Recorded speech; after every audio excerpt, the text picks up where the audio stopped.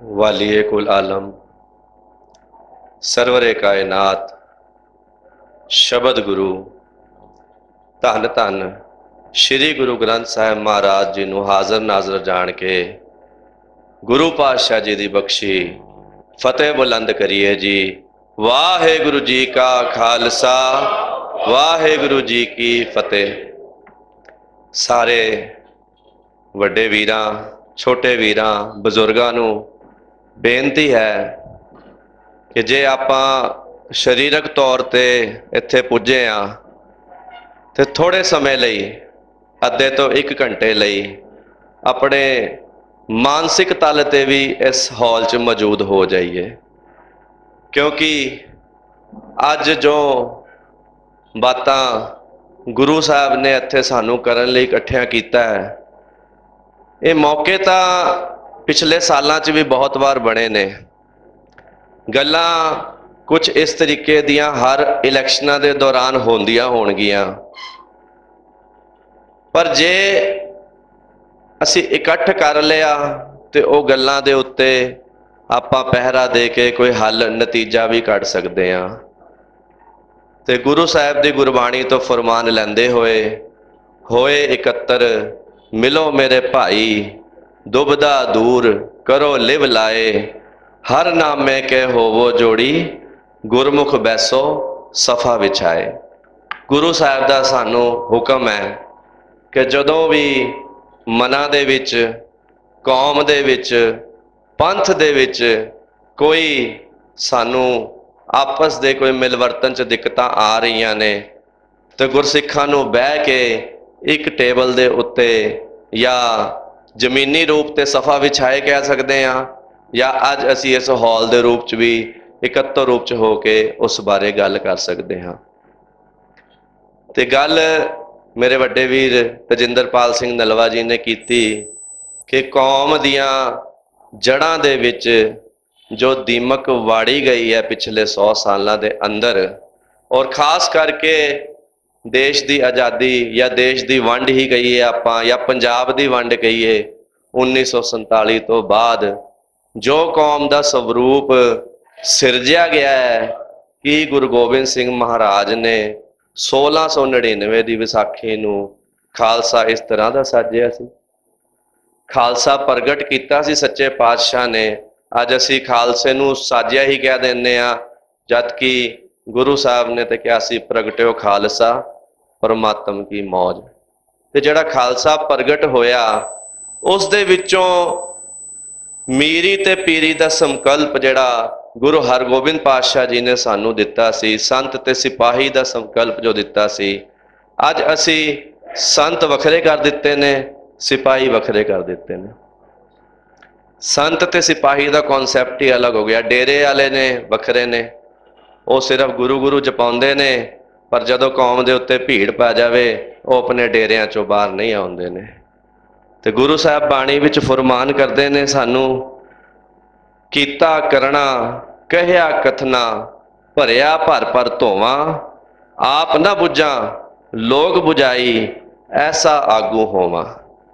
अज किस तरीके दे आगू असी अपनी कौम दे अंदर जिता के ले आए हैं, जिन्हां नूं कौम दे बारे सिख इतिहास दे बारे गुरमत दे बारे वो टोटली अनजान ने। वो यह तो जानते ने कि किस इलाके दे विच केड़ी वोट ज़्यादा है, केड़े लोकी ज़्यादा ने, केड़ी जात ज़्यादा है, केड़ी बिरादरी ज़्यादा है। मगर गुरु गोबिंद सिंह महाराज ने की कीता सी? गुरु गोबिंद सिंह महाराज ने साड़ी जात पात मिटा दी सी। गुरु गोबिंद सिंह महाराज ने नहीं कहा सी कि तू रामगढ़ी है, तू पापा है, तू जट है, तू मरासी है, तू मजबी है, तू दलित है, तू पिशोरी है, तू काबली है। कौन है तू? तू गुरु का खालसा है। एक निशान साहब पंथ दा ते इको ही गुरु है, गुरु ग्रंथ साहब महाराज। ते उस गुरु ग्रंथ साहब महाराज तो अलग अलग संदेश किवें जारी हो सकते हैं? कि रामगढ़ियां नूं अलग संदेश देंदे ने गुरु साहब, कि मजबियां लई वखरे ने गुरु साहब। पंजाब जाओ कहंदे ने दलित सिख है, मजबी सिख है, दिल्ली च घट है गल्लां, मगर जदों इलैक्शन आंदे ने ना फिर देखा जाता है। इत्थे हुण तिलक नगर च आपां खड़े हाँ तो देखा जाता है इस ब्लॉक च पिछोरी ज़्यादा ने, इस महावीर नगर च काबली ज़्यादा ने। तो भरोसा किस गुरु ते है?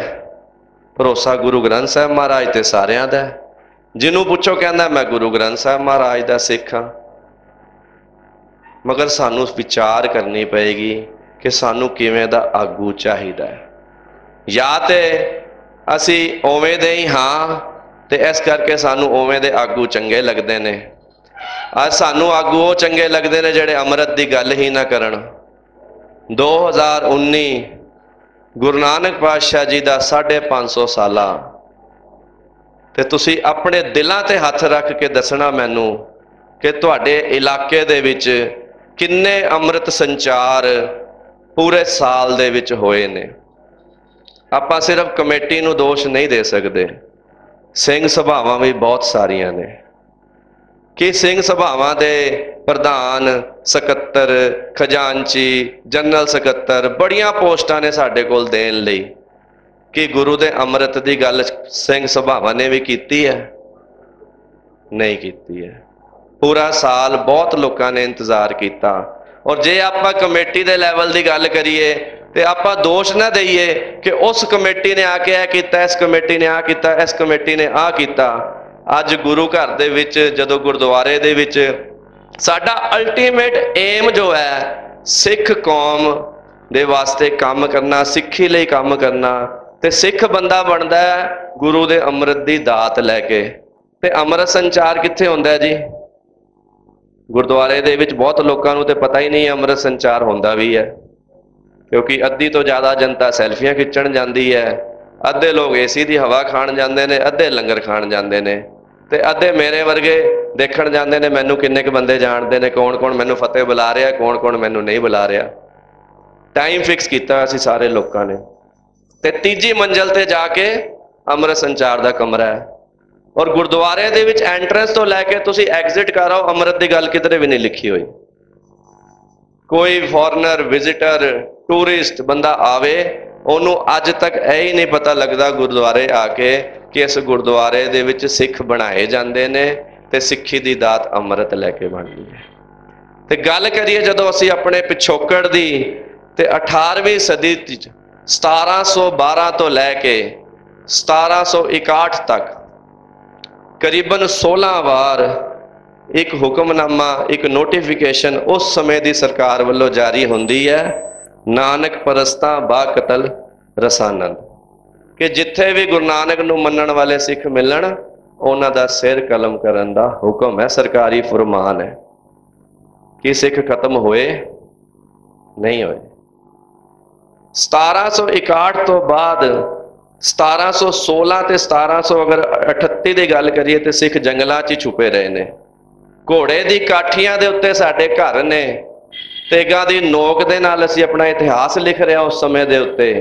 ते 1757 तो लैके 1761 तक मराठियां दे नाल मिल के सिखां ने राज भी किया है। उस तो बाद 1764 तो लैके 1783 तक बाबा बघेल सिंह जी, करोड़ सिंघिया मिसल सी जिन्हां दी, उन्होंने बहुत सारे इलाकों च राज किया है। तो शेरे पंजाब महाराजा रणजीत सिंह का राज आने तो पहले सिख 12 मिसलों के विच वंडे हुए सी। दिल्ली दे विच मेरे ख्याल नाल 12 पार्टियां भी नहीं हैगियां। लै दे के लोगों को 3-4 नाम ही याद आते हैं गल करने वेले, तो 12 मिसलां तो हजे भी नहीं आ।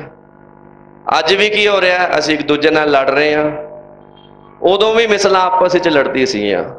बहुत वड्डे वड्डे गुरसिख मुगलों नाल लड़ के नहीं मारे गए, वो आपस की मिसलां दे जंग दे विच मारे गए।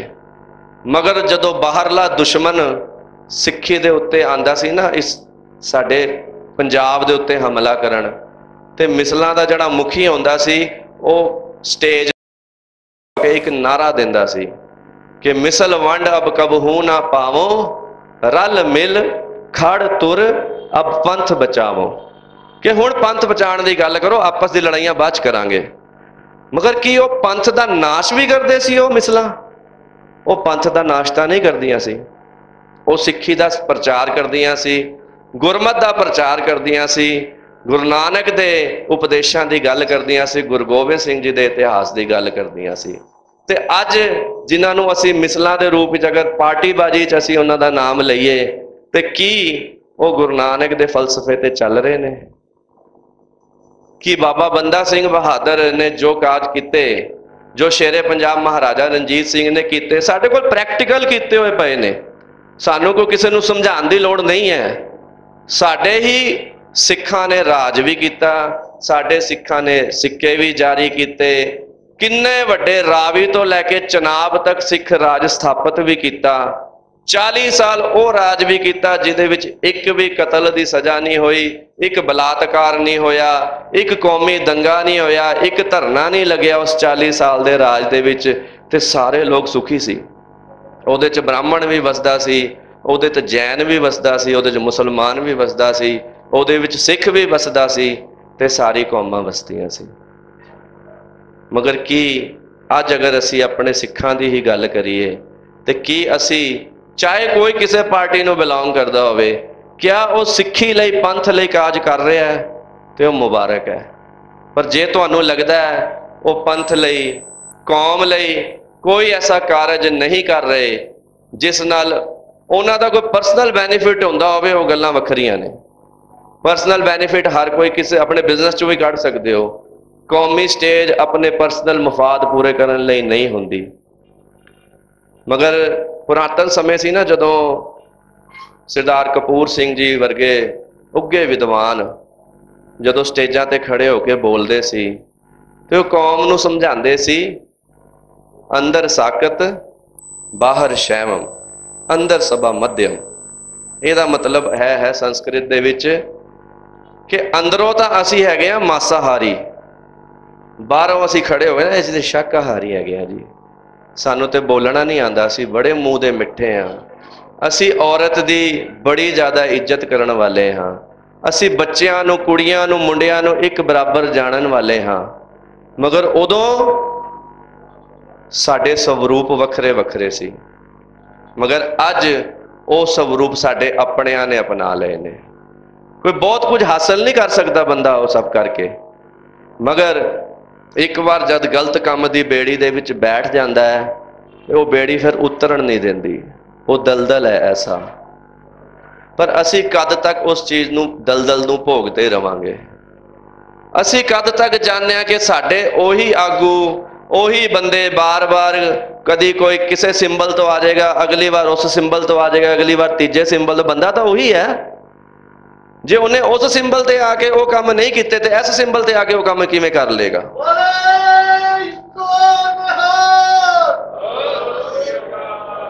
ਗੁਰੂ ਸਾਹਿਬ ਕਹਿੰਦੇ ਨੇ, ਕੂੜ ਬੋਲ ਮੁਰਦਾਰ ਖਾਏ, ਅਵਰੀ ਨੂੰ ਸਮਝਾਉਣ ਜਾਏ। ਆਪ ਝੂਠ ਬੋਲਦਾ ਹੈ, ਆਪ ਗਲਤ ਕੰਮ ਕਰਦਾ ਹੈ, ਸਾਨੂੰ ਪਤਾ ਹੈ ਉਹ ਬੰਦਾ ਗਲਤ ਕੰਮ ਕਰ ਰਿਹਾ ਹੈ, ਮਗਰ ਦੂਜਿਆਂ ਨੂੰ ਜਦੋਂ ਸਟੇਜ ਤੇ ਖੜਾ ਹੋ ਕੇ ਸਮਝਾਉਂਦਾ ਹੈ ਨਾ, ਤੇ ਅਸੀਂ ਜਕਾਰੇ ਲਾਉਂਦੇ ਹਾਂ, ਅਸੀਂ ਵਾਹ ਵਾਹ ਕਰਦੇ ਹਾਂ। ਹੁਣ ਤਾਂ ਜਿਹੜੀ ਕਹਿਣ ਨੂੰ ਸਿੱਖਾਂ ਦੀਆਂ ਕਾਨਫਰੰਸ ਹੁੰਦੀਆਂ ਤੇ ਉੱਥੇ ਤਾੜੀਆਂ ਵੀ ਮਾਰ ਦਿੰਦੇ ਆ। ਸਾਡੇ ਸਿੱਖਾਂ ਨੇ ਵਿੱਚ ਇਹ ਗੱਲ ਤਾਂ ਨਹੀਂ ਸੀ ਪਹਿਲਾਂ, ਤਾੜੀਆਂ ਤਾਂ ਗੁਰੂ ਦੇ ਨਹੀਂ ਦਿੱਤੀਆਂ। ਸਾਨੂੰ ਗੁਰੂ ਸਾਹਿਬ ਨੇ ਸਿੰਪਲ ਜਿਹਾ ਕਨਸੈਪਟ ਦਿੱਤਾ ਹੈ ਕਿ ਪਹਿਲੇ ਜਾਮੇ ਤੋਂ ਲੈ ਕੇ 10ਵੇਂ ਜਾਮੇ ਤੱਕ ਦੇਹ ਰੂਪ ਵਿੱਚ ਮੈਂ ਬਾਲ ਰੂਪ 'ਚ ਵੀ ਤੁਹਾਨੂੰ ਦਰਸ਼ਨ ਦੇ ਰਿਹਾ, ਮੈਂ ਬਜ਼ੁਰਗ ਰੂਪ ਵਿੱਚ ਵੀ ਗੁਰੂ ਅਮਰਦਾਸ ਪਾਤਸ਼ਾਹ ਦੇ ਰੂਪ 'ਚ ਤੁਹਾਨੂੰ ਦਰਸ਼ਨ ਦੇ ਰਿਹਾ, ਮੈਂ ਸਿਪਾਹੀ ਰੂਪ ਵਿੱਚ ਤੁਹਾਨੂੰ ਗੁਰੂ ਹਰਗੋਬਿੰਦ ਸਾਹਿਬ ਮਹਾਰਾਜ, ਗੁਰੂ ਗੋਬਿੰਦ ਸਿੰਘ ਮਹਾਰਾਜ ਦੇ ਰੂਪ ਵਿੱਚ ਦਰਸ਼ਨ ਦੇ ਰਿਹਾ, ਮੈਂ ਤੇਗ ਬਹਾਦਰ ਦੇ ਰੂਪ ਵਿੱਚ ਤੁਹਾਨੂੰ ਮੈਂ ਤਪੱਸਿਆ ਕਰਕੇ ਵੀ ਦਿਖਾ ਰਿਹਾ, ਤੇ 13 ਸਾਲ ਦੀ ਉਮਰ 'ਚ ਜੰਗ ਲੜ ਕੇ ਵੀ ਦਿਖਾ ਰਿਹਾ। ਤੁਹਾਨੂੰ ਕਿਹੜਾ ਐਸਾ ਕਰੈਕਟਰ ਹੈ ਜਿਹੜੇ 10 ਗੁਰੂਆਂ ਦੇ ਵਿੱਚੋਂ ਨਹੀਂ ਮਿਲਦਾ ਜੋ ਤੁਸੀਂ ਬਾਹਰ ਭਾਲਣ ਜਾ ਰਹੇ ਹੋ? ਕੋਈ ਐਸਾ ਕਰੈਕਟਰ ਨਹੀਂ ਹੈ। ਕੋਈ ਜ਼ਿੰਦਗੀ ਦੀ ਐਸੀ ਪਰੇਸ਼ਾਨੀ ਨਹੀਂ ਹੈ ਜਿਹੜੀ 10 ਗੁਰੂਆਂ ਨੇ ਆਪਣੇ ਜੀਵਨ ਕਾਲ 'ਚ ਹੰਢਾ ਕੇ ਸਾਨੂੰ ਸਾਡੇ ਅੱਗੇ ਇੱਕ ਐਗਜ਼ਾਮਪਲ ਨਹੀਂ ਦਿੱਤਾ। ਜੇ ਤੁਹਾਡੇ ਘਰਾਂ ਵਿੱਚ ਝਗੜੇ ਨੇ ਤੇ ਗੁਰੂ ਅਰਜਨ ਪਾਤਸ਼ਾਹ ਜੀ ਦੇ ਘਰਾਂ 'ਚ ਵੀ ਝਗੜੇ ਸੀ, ਉੱਥੇ ਵੀ ਸ਼ਰੀਕ ਬਰਾਦਰੀ ਸੀ। ਭਰਾਵਾਂ ਨੇ ਇੱਕ ਦੂਜੇ ਦੇ ਉੱਤੇ ਹਮਲੇ ਵੀ ਕੀਤੇ ਨੇ। ਪਰ ਇਹਦਾ ਮਤਲਬ ਇਹ ਤਾਂ ਨਹੀਂ ਕਿ ਅਸੀਂ ਸਿੱਖੀ ਤੋਂ ਮੁਨਕਰ ਹੋ ਕੇ ਸਿੱਖੀ ਦਾ ਬੇੜਾ ਗਰਕ ਕਰਨ ਸੋਚੀਏ। ਗੁਰਬਾਣੀ ਸਾਨੂੰ ਕਹਿੰਦੀ ਹੈ, ਨਾ ਕੋ ਮੇਰਾ ਦੁਸ਼ਮਨ ਰਹਿਆ, ਨਾ ਹਮ ਕਿਸਕੇ ਬਹਿਰਾਈ, ਬ੍ਰਹਮ ਪਸਾਰਿਓ ਭੀਤਰ, ਸਤਿਗੁਰ ਤੇ ਸੋਝੀ ਪਾਈ। ਹੁਣ ਸਤਿਗੁਰ ਤੋਂ ਸੋਝੀ ਤਾਂ ਮਿਲਣੀ ਹੈ, मगर सतगुर की शरण पिया मिलनी है। तो जे सतगुर नूं असी एक सिर्फ उस रूप विच जाणीए कि हाँ जी 1430 अंग ने, मैं 3 अंग कर आया, मैं कल 5 अंग कर ले सी, वो 5 अंग या 1 अंग या नितनेम करन दा फायदा उदों तक नहीं है जब तक 10 गुरुआं दी जोत दे विचों एक शब्द मन दे अंदर भी नहीं गया। अज साडे कोल बहुत सारी समस्यावां ने। जे गल कर रहे सी हुणे नलवा जी मेरे वीर जी गुरु हरकृष्ण पब्लिक स्कूल दी, ते मैं 7वीं क्लास अद्धी को कीती सी, ते मेरे माता पिता नूं पंजाब, मैं पंजाब पब्लिक स्कूल च पढ़दा सी हॉस्टल, ते उत्थों अद्धी जी होई सी ते मैनूं दिल्ली लिआना पिया उन्हां नूं। ते गुरु हरकृष्ण पब्लिक स्कूल करोल बाग दे विच ढिंगरा मैडम प्रिंसीपल हुंदी सी एक, ते उहने एडमिशन नहीं दिता सी मैनूं 1 महीने। पता नहीं किन्नियां को अप्रोचां लगियां तां जाके मेरा भी उदों एडमिशन होया। मैं गल कर रहा सन 1991-92 दी। 1998 च मैं भी पास आउट होया। मगर उदों तक साडा स्टैंडर्ड की सी पढ़ाई दा। तुहाडे विचों भी बहुत सारे लोग गुरु हरकृष्ण पब्लिक स्कूलों दे विचों पास आउट ने। ते उदों साडा जिहड़ा स्टाफ हुंदा सी ना, वो हुंदा सी कप्पू स्वामी मैडम, महापात्रा मैडम, अद्धे तो ज़्यादा स्टाफ साउथ इंडियन हुंदा सी। क्यों हुंदा सी? क्योंकि वो पढ़े लिखे एजुकेटेड सी। ऐ नहीं कि सिख बीबियां घट पढ़दियां सी उदों, मगर उन्हां दा जिहड़ा एजुकेशन लैवल है साडे तो बहुत ज़्यादा है। अज भी केरला कर्नाटका दा एजुकेशन जिहड़ा लैवल है बहुत ज़्यादा है। तो अज की लैवल है? जिन्हों कित्थे एडमिशन ना मिले GHPS वार्ड दो। अद्धे बच्चों की फीस माफ़ है। क्यों फीस माफ़ है? यदि मैनूं वोट मिलती है हर साल, मैं यदि फीस माफ़ करती। ਇਹਦੇ 4 ਭਰਾ ਹੈਗੇ ਨੇ, 4 ਦੇ ਬੱਚੇ ਇੱਥੇ ਪੜ੍ਹਦੇ ਨੇ, ਇਹਦੀ ਫੀਸ ਮਾफ़ ਕਰ ਦਿਓ, ਮੇਰੀ 16 ਵੋਟਾਂ ਪੱਕੀਆਂ ਹੋ ਗਈਆਂ। ਅੱਜ ਸਿਰਫ ਵੋਟਾਂ ਦੇ ਰੂਪ ਵਿੱਚ ਅਸੀਂ ਗੁਰੂ ਹਰਕ੍ਰਿਸ਼ਨ ਪਬਲਿਕ ਸਕੂਲ ਦਾ ਨਾਮ ਜਿਹੜਾ ਕਿ ਸਾਡੇ ਬਾਲਾ ਪ੍ਰੀਤਮ ਗੁਰੂ ਹਰਕ੍ਰਿਸ਼ਨ ਸਾਹਿਬ ਦੇ ਮਹਾਰਾਜ ਦੇ ਨਾਮ ਤੇ ਹੈ, ਅਸੀਂ ਡੋਬ ਰਹੇ ਹਾਂ। ਅੱਜ ਵੀ ਮੌਕਾ ਹੈ ਸਾਡੇ ਕੋਲ, ਜੇ ਅਸੀਂ ਮੈਨੇਜਮੈਂਟ ਨੂੰ ਚੇਂਜ ਕਰ ਪਾਏ ਤੇ ਸਾਡੇ ਸਕੂਲ ਬਚ ਸਕਦੇ ਨੇ, ਨਹੀਂ ਤਾਂ ਉੱਥੇ ਤਾਲੇ ਲੱਗੇ ਹੋਣੇ ਨੇ, ਨਾ ਉਹ ਸਕੂਲ ਵੇਖ ਸਕਦੇ ਆ, कोई नहीं वेच सकता उन्होंने स्कूलों प्रॉपर्टियां नूं, ते फिर पता नहीं अगली कमेटियां की कर सकदियां ओहदी। अज सानूं समस्यावां दे उत्ते ध्यान करना है। अज साडे बच्चिआं नूं चंगी विद्यावां लैण लई कॉन्वेंट स्कूलों विच जाना पै रिहा है। अज असीं महामारी करोना काल च खड़े हाँ। जे चंगी सेहत सहूलतां दी गल करिए, कि साडे परिवार दे विच अज किसी नूं कोई मैडिकल प्रॉब्लम हो जाए, तुहाडे कोल कोई एक सिख हॉस्पिटल हैगा जिथे तुहानूं जांदे एडमिशन मिल जाएगा तो पूछा नहीं जाएगा तुहाडा मैडिक्लेम हैगा? जिथे पूछा नहीं जाएगा हाँ जी 2 लाख रुपए पहले जमा कराओ सरदार साहब फिर एडमिशन होएगा, नहीं तो बैड ही नहीं हैगा। अज कमेटियां बहुत सारियां ने दिल्ली दे अंदर, किन्नियां पार्टियां ने, कि जिहड़ी काबज कमेटी है या जिहड़े विरोधी दल ने जिहड़े अपने आप नूं देख रहे हैं बस हुण अगला नंबर तो साडा ही है।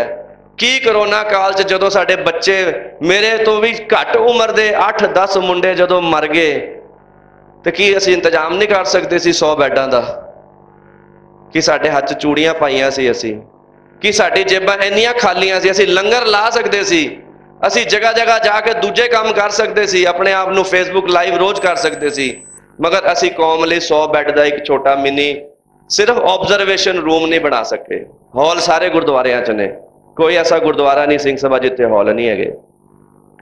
मगर की सी, घरों निकलना पैना सी, जाके SDM नूं ADM नूं मिलना पैना सी, ते कहना सी कि हाँ भाई असी 100 बैड का इत्थे एक ऑब्जरवेशन बना रहे हैं। जद तक हॉस्पिटल के अंदर कमरा नहीं मिलता असी ऑक्सीजन तो दे सकीए किसी नूं। किन्ने प्राणी सिर्फ 2 घंटे की अगर ऑक्सीजन मिल जाती तो बच सकते सी। वो सेहत सहूलतां साडे कोल नहीं ने। अज जैनियां दे हस्पताल हैगे ने, अज पारसियां दे अपने हस्पताल ने जिन्हां दा बहुत ही छोटा उन्हां दा नंबर्स ही नहीं है कुछ उन्हां दे, मगर साडा सिखां दा सारी दुनिया च दबदबा है। उत्थे डिफेंस मिनिस्टर बन गया अपना, उत्थे तां प्राइम मिनिस्टर ही बनन वाला है अपना, ते इत्थे की जिथों उठ के गए सी जड़ां नूं पानी भी नहीं दे सके अपनी। ये सानूं सोचना पएगा। हो सकता है मेरे शब्द मेरे बोल थोड़े कौड़े होण, मगर जिहड़ी दवाइयां चंगियां होंदियां ने कौड़ियां ही होंदियां ने। जे ज़्यादा दवाई का तेज असर लैना होवे तो टीका लाना ही पैंदा है। ਤੇ ਅੱਜ ਸਾਨੂੰ ਸਾਰਿਆਂ ਨੂੰ ਲੋੜ ਹੈ ਆਪਣੇ ਆਪ ਨੂੰ ਟੀਕਾ ਲਾਉਣ ਦੀ, ਕਿਉਂਕਿ ਹੁਣ ਅਸੀਂ ਦਵਾਈਆਂ ਜੋਗੇ ਨਹੀਂ ਰਹੇ। ਗੋਲੀਆਂ ਕੈਪਸੂਲ ਅਸੀਂ ਬਹੁਤ ਖਾ ਲਿੱਤੇ ਨੇ, ਬਹੁਤ ਇਲੈਕਸ਼ਨ ਬੀਤ ਗਏ ਨੇ। ਫਿਰ 4 ਸਾਲ ਅਸੀਂ ਸਿਰਫ ਆਪਸ ਨੂੰ ਇੱਕ ਦੂਜੇ ਨੂੰ ਦਿਲਾਸੇ ਦੇਣੇ ਨੇ, ਤੇ ਫਿਰ ਤੇ ਇੱਥੇ ਆਉਣ ਦਾ ਕੋਈ ਫਾਇਦਾ ਨਹੀਂ ਸਾਡਾ। ਪਰ ਹਾਂ, ਜੇ ਅਸੀਂ ਚਾਹੁੰਦੇ ਹਾਂ ਕਿ ਅਗਲੇ 4 ਸਾਲ ਦੇ ਵਿੱਚ ਜੋ ਅੱਜ ਹਾਲਾਤ ਨੇ ਉਸ ਤੋਂ ਅਸੀਂ 5% ਸਿਰਫ ਉੱਤੇ ਜਾਣਾ ਹੈ, ਤੇ ਸਾਨੂੰ ਉਹਦੇ ਬਾਰੇ ਸੀਰੀਅਸ ਹੋ ਜਾਣਾ ਚਾਹੀਦਾ ਹੈ। ਤੁਹਾਨੂੰ ਅੱਛਾ ਲੱਗ ਰਿਹਾ, ਤੁਹਾਡੀ ਕੋਈ ਲੋੜ ਨਹੀਂ ਹੈ ਇੱਥੇ, ਕੋਈ ਮੇਰੀ ਗੱਲ ਬੁਰਾ ਨਾ ਮੰਨੇ, ਮਗਰ ਜਿਸ ਨੂੰ ਬਦਲਾਵ ਚਾਹੀਦਾ ਉਹ ਹੀ ਸਿਰਫ ਇਸ ਕਮਰੇ 'ਚ ਹੋਵੇ। ਹਾਂ, ਕਈ ਲੋਕ ਐਸੇ ਹੋਣਗੇ ਜਿਹੜੇ ਰਿਪੋਰਟਾਂ ਦੇਣ ਵਾਸਤੇ ਵੀ ਆਏ ਹੋਣਗੇ ਕਿ ਉੱਥੇ ਕੌਣ ਕੌਣ ਆਇਆ ਸੀ। ਜਾਓ ਜੀ, ਮੂੰਹ ਤੇ ਮਾਸਕ ਬੰਨ ਕੇ, ਹੁਣ ਤਾਂ ਪਛਾਣੇਗਾ ਵੀ ਨਹੀਂ ਅੱਧੇ ਬੰਦੇ ਕੋਈ, ਰੁਮਾਲ ਬੰਨ ਕੇ ਬਹਿ ਜਾਣਾ, ਦੇਖਣਾ ਕੌਣ ਕੌਣ ਆਇਆ ਸੀ। ਕਿਤੇ ਕਿਤੇ ਮੱਥੇ ਤੇ ਹੁਣ ਕਿਹੜੀ ਸਟੈਂਪ ਲਾਣੀ ਹੈ ਆਪਾਂ? ਹਾਂ, ਅਸੀਂ ਸਟੈਂਪ ਲਵਾਣੀ ਹੈ, ਮਗਰ ਅਸੀਂ ਗੁਰੂ ਗੋਬਿੰਦ ਸਿੰਘ ਮਹਾਰਾਜ ਦੀ ਸਟੈਂਪ ਲਾਣੀ ਹੈ, ਅਸੀਂ ਇੱਕ ਨਿਸ਼ਾਨ ਸਾਹਿਬ ਦੀ ਸਟੈਂਪ ਲਾਣੀ ਹੈ, ਅਸੀਂ ਗੁਰੂ ਗ੍ਰੰਥ ਸਾਹਿਬ ਮਹਾਰਾਜ ਦੀ ਸਟੈਂਪ ਲਾਣੀ ਹੈ, ਜ਼ਰੂਰ ਲਾਣੀ ਹੈ ਆਪਣੇ ਉੱਤੇ। ਉਸ ਤੋਂ ਇਲਾਵਾ ਕੋਈ ਸਟੈਂਪ ਵੀ ਪ੍ਰਵਾਨ ਨਹੀਂ ਹੈ। ਤੇ ਜੇ ਕਿਤੇ ਤੁਸੀਂ ਸੋਚ ਰਹੇ ਹੋ ਕਿ ਗੁਰਬਾਣੀ ਦੇ ਗਲਤ ਅਰਥ ਕਰਕੇ ਤੁਸੀਂ ਕਿਸੇ ਨੂੰ ਬਹਿਲਾ ਲਓਗੇ, ਫੁਸਲਾ ਲਓਗੇ, ਤੇ ਤੁਹਾਡੇ ਲਈ ਗੁਰੂ ਦਾ ਹੁਕਮ ਹੈਗਾ ਜੇ, ਜਿਨ ਭੈ ਅਦਬ ਨਾ ਬਾਣੀ ਧਾਰਾ, ਸੋ ਜਾਣੋ ਨਹੀਂ ਸਿੱਖ ਹਮਾਰਾ। ਉਹ ਸਿੱਖ ਵੀ ਪ੍ਰਵਾਨ ਨਹੀਂ ਹੈ। ਤੁਸੀਂ ਦੁਨੀਆ ਨੂੰ ਝੂਠ ਬੋਲ ਸਕਦੇ ਹੋ। ਤੀਸਰੀ ਗੱਲ, ਤੇ ਮੈਂ 2 ਮਿੰਟ ਰਹਿ ਗਏ ਨੇ, ਮੈਨੂੰ ਇਸ਼ਾਰਾ ਕਰ ਦਿੱਤਾ ਗਿਆ ਹੈ, ਅਸੀਂ ਸਾਰੇ ਆਪਣਾ ਕਿਰਦਾਰ ਦੇਖੀਏ, ਕਿਉਂਕਿ ਜਦ ਤੱਕ ਸਿੱਖ ਦੇ ਅੰਦਰ ਗੁਫਤਾਰ ਨਹੀਂ ਹੋਏਗੀ, ਉਹਦਾ ਬੋਲ ਚਾਲ ਸਹੀ ਨਹੀਂ ਹੋਏਗਾ, ਤੇ ਉਹਦੀ ਕਿਰਦਾਰ ਨਹੀਂ ਬਣ ਸਕਦਾ। ਤੇ ਤਾਂ ਹੀ ਅਸੀਂ ਗੁਰੂ ਗੋਬਿੰਦ ਸਿੰਘ ਮਹਾਰਾਜ ਦੇ ਸਿੱਖ ਕਹਿਲਾਣ ਲਾਇਕ ਹੋਵਾਂਗੇ, ਜਦੋਂ ਸੱਚੇ ਪਾਤਸ਼ਾਹ ਦੇ ਦੱਸੇ ਰਸਤਿਆਂ ਤੇ ਚੱਲ ਕੇ ਅਖੀਰ ਵਿੱਚ ਇੱਕ ਗਾੜੀ ਗੱਲ, ਜੋ ਇੱਕ ਬੜੀ ਹਾਲੀ ਪਾਨੀਪਤੀ ਇੱਕ ਸ਼ਾਇਰ ਹੈ, जो शेर लिखता है, ये दीने हजाजी का बेबाक बेड़ा, न गेहूं में अटका न सेहूं में ठहरा, किए पार जिसने थे सातों समुंदर, वो डूबा दाहिने में गंगा में आकर। ते जेड़े मुगलों नूं असी हराता, पठाणा नूं असी हराता, बड़े बड़े सूरमिਆਂ ਨੂੰ ऐसी धूल चटाई कि वो दोबारा पंजाब वाल मूँह ना कर सके, सारी उम्र दूरों बैठ के तरसते रहे। दोस्त मुहम्मद खान वर्गे काबल तो अगे बह के सोचते रहे कदों शेरे पंजाब जाएगा तो मैं हमला करांगा। सारी उम्र हिम्मत नहीं पई दोस्त मुहम्मद खान दी कि हमला कर सके।